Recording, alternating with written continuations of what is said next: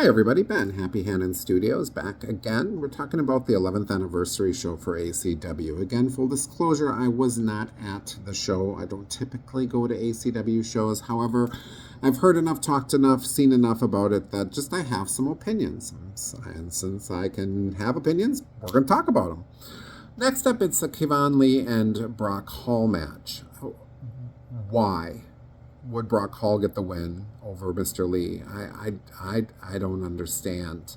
From what I could tell from the show a couple shows I've gone to in the last year, as well as just from the internet, they were pushing him pretty hardcore.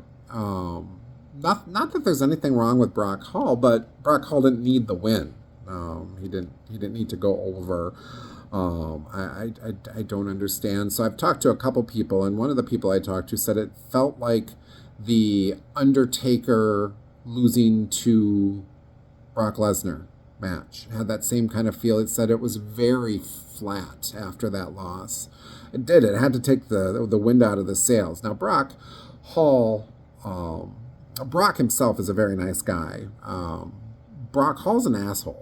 And you know, at the 11th anniversary show, the asshole probably shouldn't have won. At least in this case, where you're taking the young guy, trying to push him up, build him up, and then you have him lose to a veteran again who didn't need the win. I don't understand. But again, I am not Dylan, and so it is not for me to understand. Had I been at that show, and I did give some consideration to going, I would have been disappointed. Not because I don't like Brock Hall, though he is one of the few bad guys I boo vigorously, but because Kevon should have won the match. It just would have made more sense at the 11th anniversary show to keep building him up.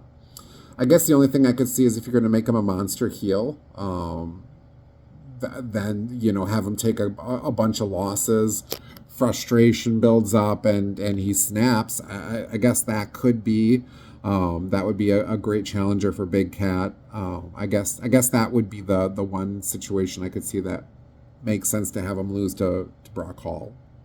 So... that didn't make a lot of sense. Wanted to chit-chat about it for a few seconds with everybody. Tell me what you think. If you agree, great. Disagree, great. Don't care, great. This was Ben from Happy Hannon Studios saying good morning, good afternoon, and good night.